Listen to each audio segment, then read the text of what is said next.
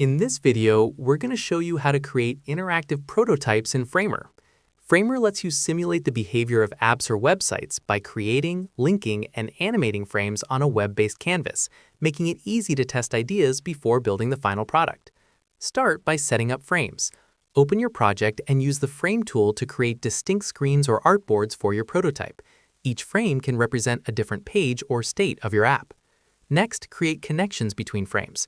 Select a layer, like a button, and drag the lightning bolt connector to another frame.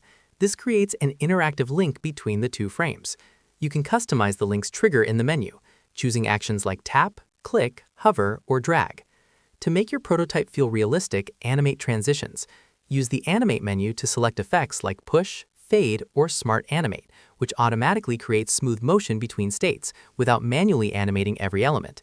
For more advanced interactions, create components with variants, such as hover states or toggle effects, to add interactivity to your design elements. You can preview your prototype at any time using the play button in Framer, or scan the QR code to test it on a mobile device. This gives you real-time feedback on how your app will behave before development.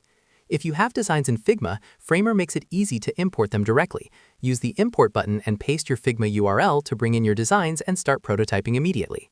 By combining frames, interactive links, animations, and component variants, you can build fully interactive prototypes in Framer that closely mimic the behavior of your final app, saving time and improving communication with stakeholders.